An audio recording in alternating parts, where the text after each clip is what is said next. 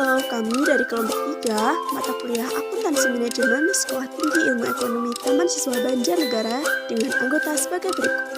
Halo, perkenalkan nama saya Ani Rohliatun dengan NIM 2002001, Prodi Akuntansi Pagi. Halo, perkenalkan nama saya Vindi Rantika dengan NIM 2001004 dengan Prodi Manajemen Pagi. Halo, perkenalkan nama saya Nurul Hidayah dengan NIM 2002007 dari Prodi Akuntansi. Kami dari kelompok 3 akan menjelaskan materi tentang biaya relevan untuk pengambilan keputusan.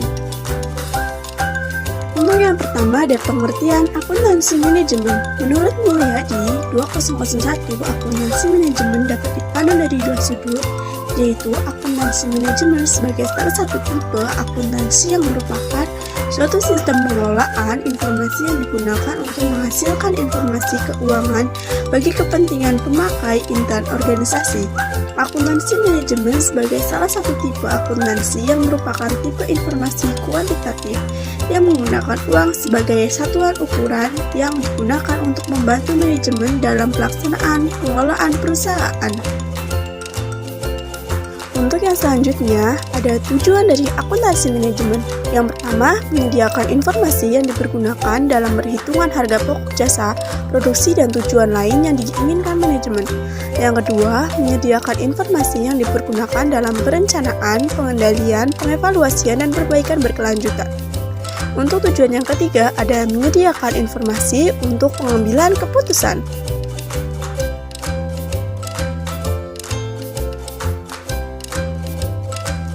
Untuk materi yang selanjutnya, ada materi tentang penggolongan biaya. Klasifikasi biaya berdasarkan fungsi. Ada dua. Yang pertama yaitu produksi, seperti pada perusahaan manufaktur yang memproduksi barang-barang berwujud. Yang kedua ada non-produksi, seperti pada perusahaan jasa yang hanya memberikan pelayanan kepada konsumen. Kemudian, untuk biaya produksi dibagi menjadi tiga. Yang pertama ada biaya tenaga kerja langsung. Balas jasa yang diberikan oleh perusahaan kepada tenaga kerja langsung dan jejak manfaatnya dapat diidentifikasikan pada produk tertentu. Yang kedua, biaya bahan baku. Harga perolehan berbagai macam bahan baku yang dipakai di dalam kegiatan pengolahan produk. Yang ketiga ada biaya overhead pabrik. Biaya produksi selain bahan baku dan biaya tenaga kerja langsung. Dari klasifikasi biaya berdasarkan fungsi, yaitu ada produksi dan non-produksi. Nah, biaya non-produksi dibagi menjadi dua. Ada biaya penjualan dan biaya administrasi. Biaya penjualan itu sendiri adalah biaya-biaya yang diperoleh untuk memasarkan dan mendistribusikan produk atau jasa serta melayani pelanggan. Kemudian, biaya administrasi adalah seluruh biaya yang dikaitkan dengan penelitian, pengembangan, dan administrasi umum pada organisasi yang tidak dapat dibebankan kepada pemasaran atau produksi.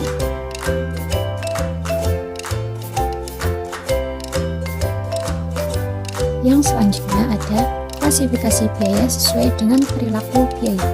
Yang pertama ada biaya tetap, yaitu biaya yang jumlahnya tetap sama ketika output berubah. Contohnya ada biaya penyusutan. Yang kedua ada biaya variabel, yaitu biaya yang jumlah total bervariasi secara proporsional terhadap perubahan output. Contohnya yaitu biaya tenaga kerja langsung. Kemudian yang selanjutnya yaitu biaya campuran. Biaya campuran adalah biaya yang memiliki komponen tetap dan variabel. Selanjutnya, klasifikasi biaya berdasarkan akuntansi pertanggungjawaban. Yang pertama, ada biaya terkendali. Biaya terkendali adalah biaya yang secara langsung dapat dikendalikan dan dipengaruhi oleh seorang manajer tertentu dalam jangka waktu tertentu. Contohnya yaitu biaya iklan dan komisi untuk jasa pemasaran. Yang kedua yaitu biaya tidak terkendali. Biaya tidak terkendali adalah biaya yang tidak dapat dipengaruhi oleh seorang manajer tertentu berdasarkan wewenang yang dia miliki dan dalam waktu jangka tertentu. Contohnya yaitu gaji manajer puncak dan biaya tingkat korporasi seperti biaya penelitian dan pelatihan.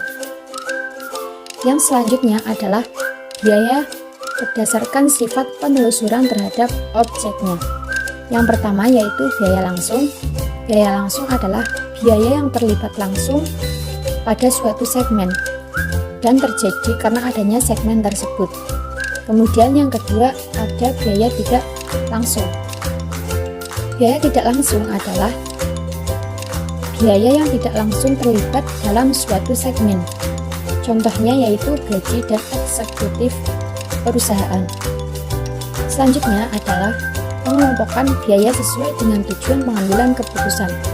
Yang pertama ada biaya relevan, yaitu biaya masa depan yang berbeda pada berbagai macam alternatif. Kemudian biaya tidak relevan adalah biaya yang tidak mempengaruhi pengambilan keputusan.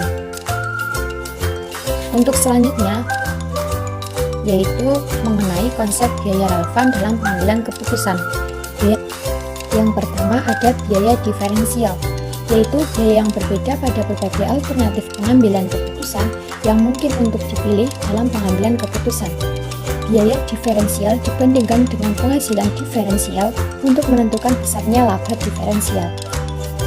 Yang kedua ada biaya trigable, yaitu biaya yang dapat diaku jejaknya pada produk, pesanan, pusat biaya, departemen, atau divisi tertentu dalam suatu perusahaan. Yang ketiga ada biaya kesempatan, yaitu penghasilan atau penghematan biaya yang dikorbankan karena dipilihnya suatu alternatif tertentu, sehingga penghasilan atau penghematan biaya tersebut perlu diperhitungkan sebagai biaya pada alternatif tertentu. Yang terakhir yaitu biaya inkremental, yaitu biaya yang ditambahkan atau biaya yang tidak akan dikorbankan apabila suatu alternatif atau proyek tertentu tidak dipilih untuk dilaksanakan.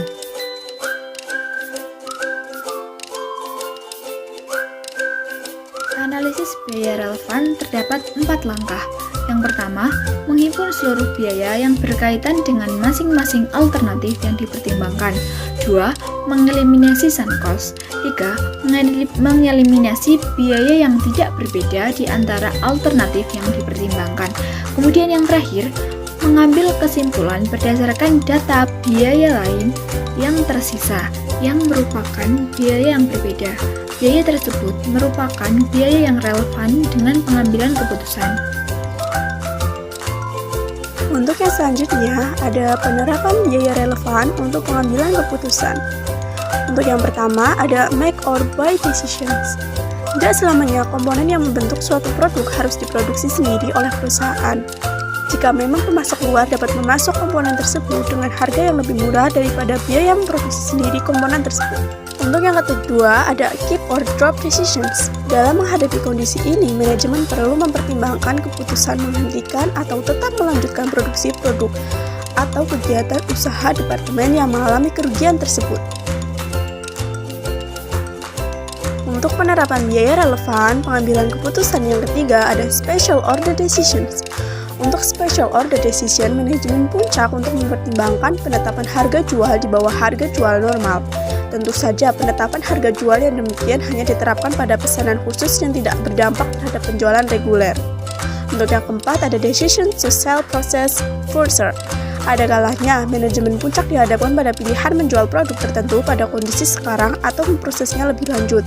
24 menjadi produk lain yang lebih tinggi harga jualnya. Dalam pengambilan keputusan semacam ini, informasi akuntansi diferensial yang diperlukan oleh manajemen adalah pendapatan diferensial dengan biaya diferensial jika alternatif proses lebih lanjut dipilih. Keputusan menghentikan atau mempertahankan segmen. Pengambilan keputusan didasarkan pada segmented reporting yang disusun berdasarkan variable costing. Suatu segmen dianggap tidak menguntungkan lagi apabila memberikan keuntungan segmen margin yang negatif. Jika manajemen perusahaan memutuskan untuk menutup suatu segmen, maka yang harus dipertimbangkan adalah laba diferensial, yaitu selisih antara pendapatan dan biaya diferensial. Sekian presentasi dari kelompok 3, semoga apa yang kami sampaikan dapat bermanfaat. Mohon maaf apabila ada kesalahan. Terima kasih.